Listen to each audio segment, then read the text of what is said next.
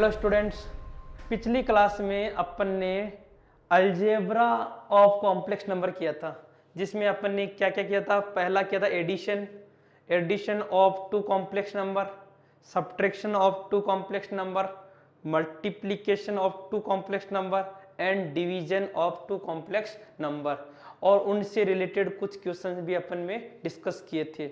इसके अलावा properties of iota, उसके रिगार्डिंग जो क्वेश्चन बन सकते हैं एनडीए नेवी एयरफोर्स में, वो क्वेश्चन अपन ने डिस्कस किए थे एंड साथ के साथ उनकी प्रॉपर्टीज करी थी।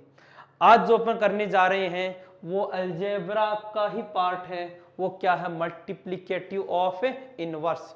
कोई भी आपको कॉम्प्लेक्स नंबर दे रखा है, इसका इनवर्स निकालना। Suppose z equal to a plus iota b, यह आपके पास कोई भी कॉम्प्लेक्स नंबर है, इसका आपको इनवर्स निकालना है। तो इनवर्स कैसे निकालते हैं? यहाँ पे आप कहेंगे सर इनवर्स का मतलब यहाँ पे z का हम इनवर्स निकाल दें, यही तो इनवर्स होता है। यस, बिल्कुल यही होता है। तो इसको मैं क्या लिख सकता हूँ? यहाँ पे 1/z लिख सकता हूँ। 1/z, z का वैल्यू रखेंगे तो क्या बन जाएगा? 1/a plus iota b।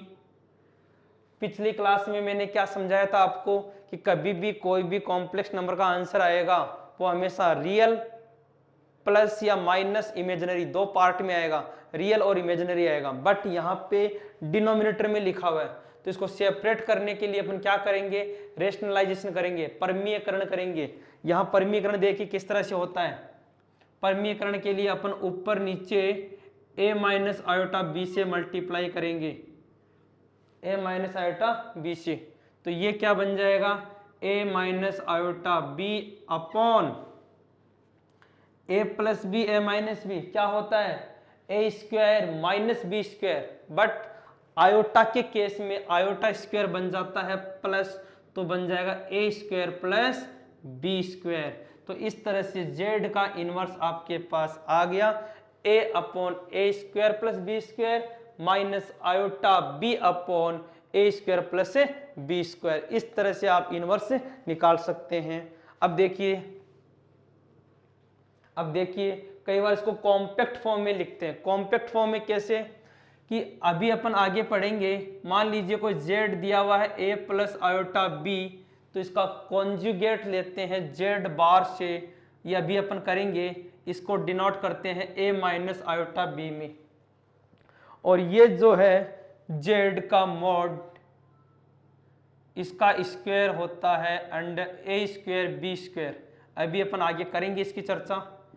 तो यहाँ से अपन इसको कॉम्पैक्ट फॉर्म में लिखना चाहें तो z इनवर्स का फॉर्मूला लिख सकते हैं, z bar upon mod of z का स्क्वायर। ये भी z इनवर्स को अपन बोल सकते हैं। मतलब इनवर्स अपन ऐसा भी लिख सकते हैं। कई बार ऑब्जेक्टिव में फॉर्मूला पूछ लेते हैं, what is the multiplicative inverse of the given complex number, कि इस वाले कॉम्प्लेक्स नंबर का इनवर्स क्या होगा। इसको हिंदी में क्या बोलते हैं? गुणात्मक प्रतिलोम। गुणात्मक प्रतिलोम, गुणात्मक प्रतिलोम बोलते हैं हिंदी में। तो जब भी किसी भी सम्मिश्र संख्या का गुणात्मक प्रतिलोम निकालना है तो इसको अपन 1/1 में लिखेंगे। ये वैल्यू आके फिर परमीयकरण करेंगे। परमीयकरण के बाद में ये जो नंबर आएगा यही क्या हो गया? आपका इनवर्स हो गया। इसको कॉम्पैक्ट फॉर्म में लिखने का ये पैटर्न होता है। ये वाली बातें अभी अपन चर्चा करेंगे। ओके, तो ये हो गया मल्टीप्लिकेटिव इनवर्स। एक छोटा सा एग्जांपल ले लेते हैं। मान लीजिए कोई आपके पास में z है, z इक्वल टू 3 प्लस का 4 iota, z equal to 3 plus का 4 आयोटा। तो इसका इनवर्स क्या होगा? इसका इनवर्स क्या होगा? तो आप डायरेक्टली इस वाले फॉर्मूले से कर सकते हैं। क्या करेंगे? पहले तो लिखेंगे इसका conjugate upon a square b square, मतलब 9 और 16, 9 प्लस 16। तो answer will be 3 minus 4 iota upon 25। आप चाहें तो इसको अलग अलग भी लिख सकते हैं, यहाँ से 3/25 माइनस आयोटा 24/25, 4/25, ये इसका रियल पार्ट हो गया, ये इसका इमेजिनरी पार्ट हो गया। तो इस तरह से किसी भी कॉम्प्लेक्स नंबर का अपन गुणात्मक प्रतिलोम निकाल सकते हैं। ओके, इसी तरह से एक और इनवर्स निकालते हैं यहाँ पे, उसका नाम है एडिटिव इनवर्स। वो क्या होता है देखो जी, नेक्स्ट इनवर्स है आपका एडिटिव इनवर्स, योज्य प्रतिलोम। मतलब किसी कॉम्प्लेक्स नंबर में एक दूसरा कॉम्प्लेक्स नंबर ऐड करेंगे ताकि रिजल्ट क्या आ जाए, जीरो। रिजल्ट क्या आ जाए, जीरो। जैसे मान लीजिए अगर z इक्वल टू दिया हुआ है a प्लस आयोटा b, तो इसका एडिटिव इनवर्स, इसका योज्य प्रतिलोम, इसका योज्य प्रतिलोम क्या हो जाएगा, इसका योज्य प्रतिलोम हो जाएगा -a माइनस आयोटा b, क्योंकि अपन इन दोनों को ऐड करेंगे तो आंसर कितना आ जाएगा, जीरो।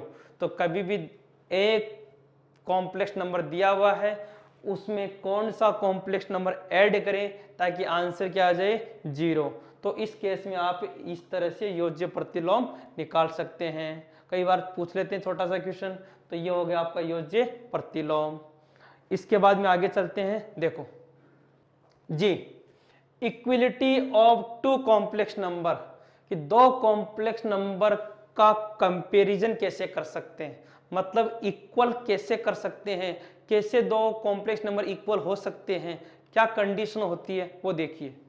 जैसे मान लीजिए सपोज मैंने कहा एक कॉम्प्लेक्स नंबर है Z1 a plus iota b, दूसरा कॉम्प्लेक्स नंबर है Z2 c plus iota d। If Z1 equal to Z2, मैं कहूं कि दोनों कॉम्प्लेक्स नंबर क्या है, इक्वल हैं, Z1 और Z2 इक्वल हैं, तो आप क्या लिखेंगे कि सर अगर Z1 Z2 इक्वल है देन यहां से क्या निकल के आएगा कि रियल पार्ट रियल के इक्वल होगा, रियल पार्ट रियल के इक्वल होगा एंड इमेजिनरी पार्ट इमेजिनरी के इक्वल होगा। रियल पार्ट रियल के equal and imaginary part imaginary के इक्वल होगा। अगर ऐसा होता है तो आपका दोनों कॉम्प्लेक्स नंबर इक्वल होंगे, बराबर होंगे, समान होंगे। इसको हिंदी में बोलते हैं समानता। कि दो सम्मिश्र संख्याओं की समानता कैसे चेक करते हैं, समानता चेक करने का सीधा सा फंडा है वास्तविक संख्या वास्तविक के इक्वल और काल्पनिक संख्या काल्पनिक के इक्वल, रियल वाला रियल के इक्वल, इमेजिनरी वाला इमेजिनरी के इक्वल। तो जो नंबर यहां से मिलेगा इस तरह से अपन इनका कंपैरिजन कर सकते हैं। एक छोटा सा एग्जांपल लेते हैं, देखो एक एग्जांपल लेते हैं। क्वेश्चन है if 1 minus iota x plus 1 plus iota y equal to 1 minus 3 iota, find x comma y. इस तरह का एक छोटा सा क्वेश्चन बन सकता है।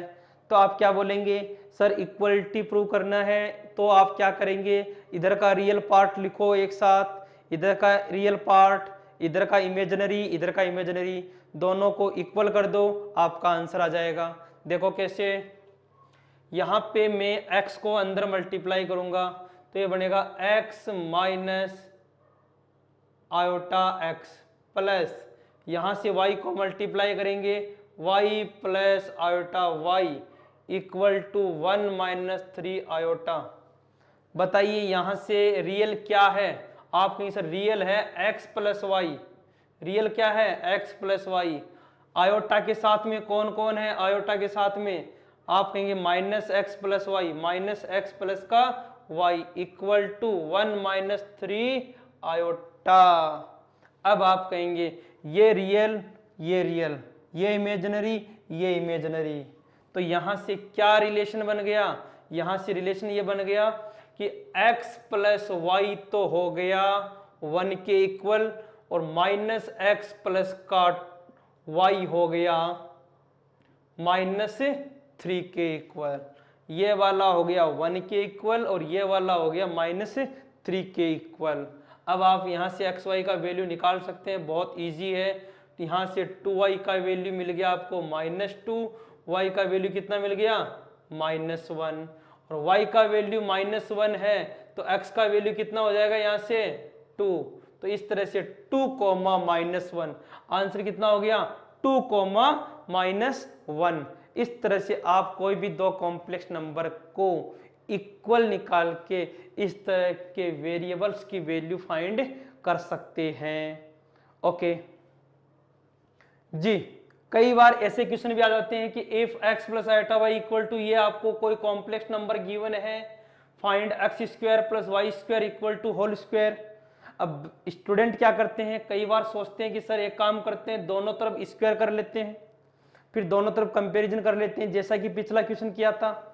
हाँ कर सकते हैं आप ऐसा, लेकिन ऐसा करेंगे तो आपका टाइम बहुत ज़्यादा कंज्यूम होगा, और मैं नहीं चाहता कि आप लोगों को इस कंपटीशन एग्जाम में इस तरह के टाइम आप पे लगाओ। अगर आप वैसे करोगे स्क्वायर करके कंपैरिजन करके तो बहुत टाइम वेस्ट हो जाएगा।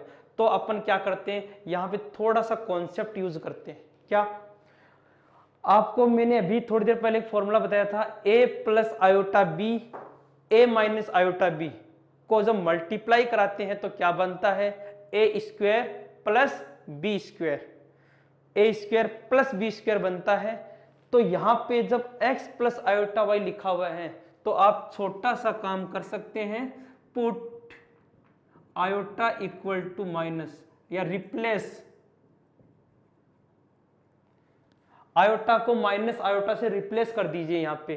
तो ये क्या बन जाएगा आपका x minus iota y equal to square root of a minus iota b, a plus c minus iota d।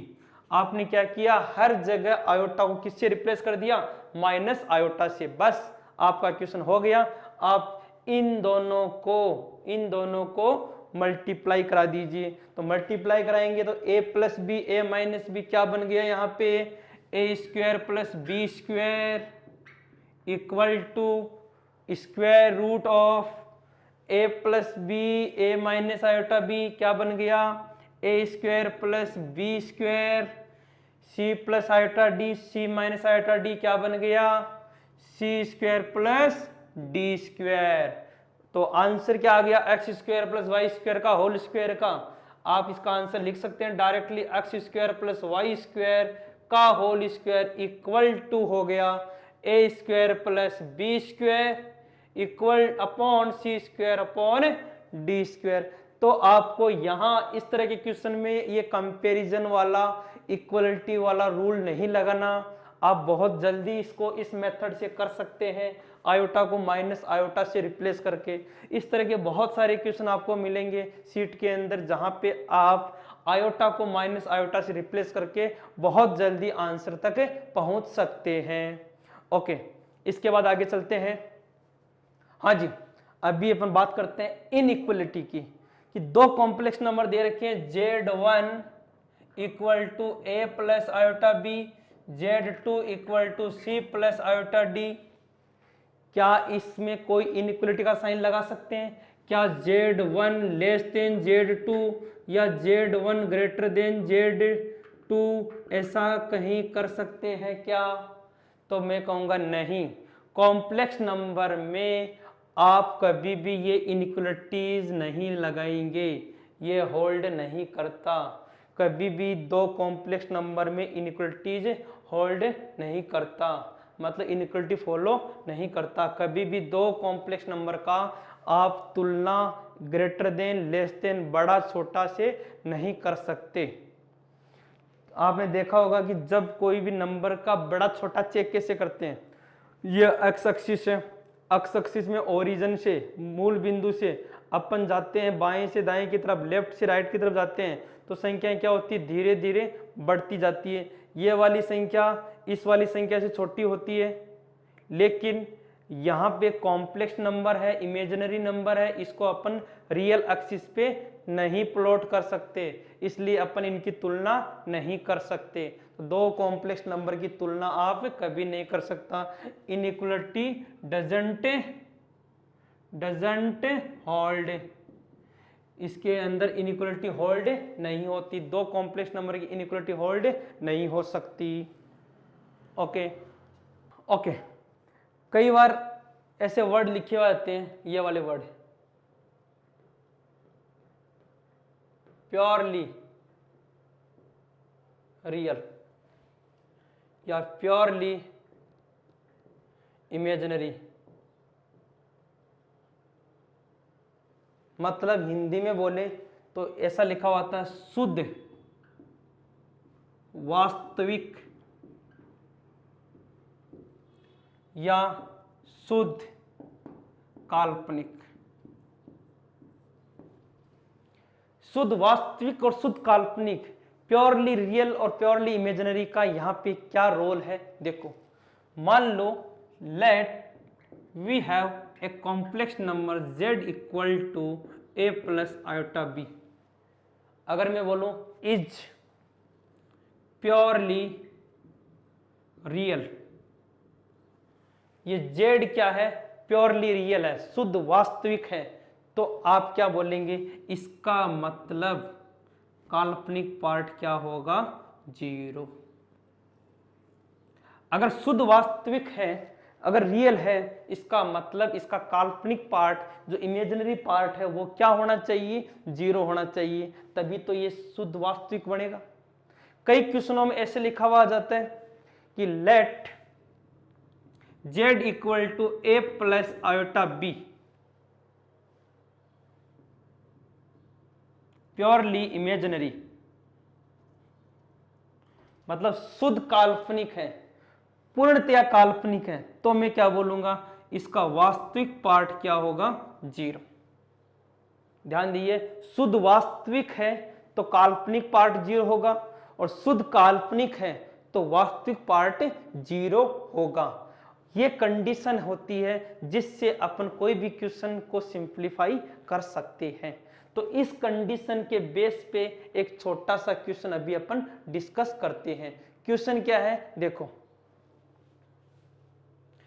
Question लिखा हुआ है, क्वेश्चन है 3 plus 2 iota sine theta upon 1 minus 2 iota sine theta will purely imaginary if theta equal to.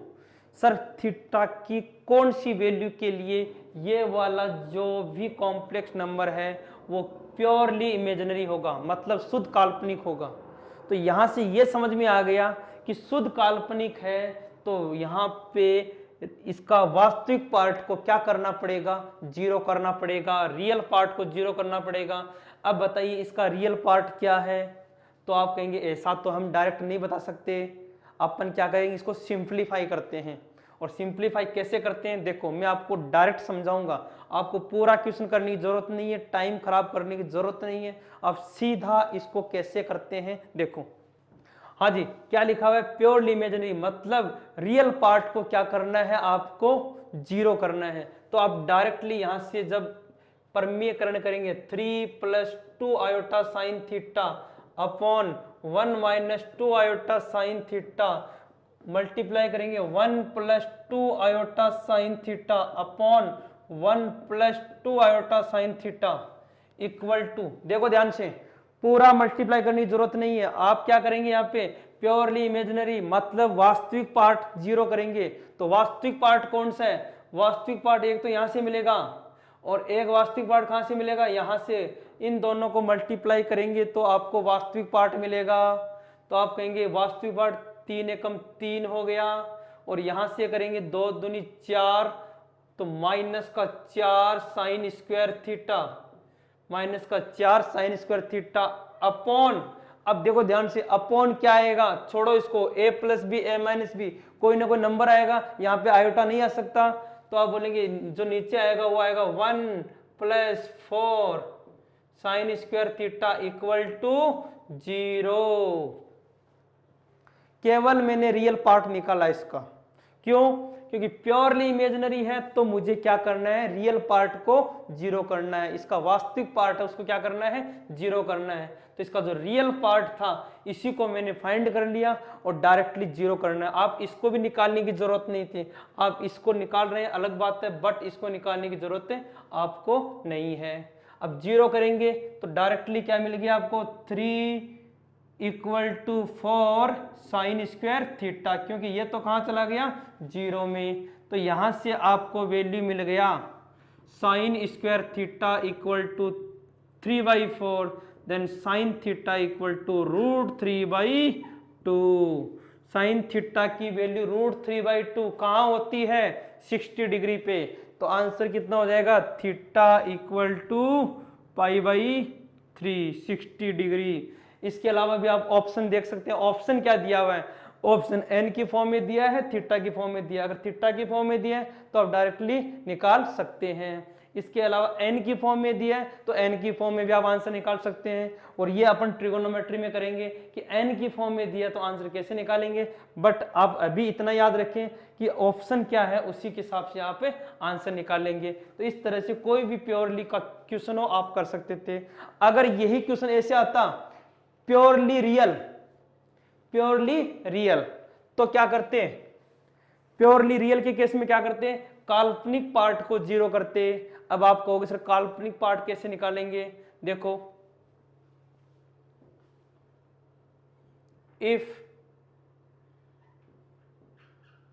Purely real मतलब शुद्ध वास्तविक, तो काल्पनिक part 0 होगा। अब काल्पनिक पार्ट देखो ध्यान से, काल्पनिक पार्ट कहां से मिलेगा, काल्पनिक पार्ट मिलेगा एक तो यहां से, तो ये हो गया 2 साइन थीटा, ये हो गया 2 साइन थीटा।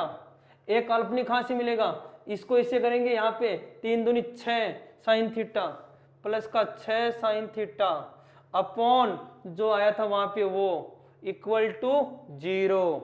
मतलब यहां से देखो 3 2 जा 6 साइन थीटा और यहां से किया तो 2 साइन थीटा, तो 6 और 2 8 साइन थीटा हो गया। मतलब 8 साइन थीटा का वैल्यू 0 और थीटा इक्वल टू कितना आ गया 0 डिग्री या 180 डिग्री। इस तरह से निकाल सकते हैं, कब, जब ये शुद्ध वास्तविक हो। शुद्ध वास्तविक मतलब काल्पनिक पार्ट 0 और काल्पनिक पार्ट 0 काल्पनिक पार्ट ही निकालना है, तो काल्पनिक पार्ट को इसको इससे गुणा किया 3 दूनी 6, इसको इससे किया 2, 6 और 2 8। इस तरह से आप क्वेश्चन कर सकते हैं। तो ये था अलजेब्रा के अंदर अपने किया। अगली क्लास में अपन representation in polar form, Euler form ये सब करेंगे। Thank you, bye bye.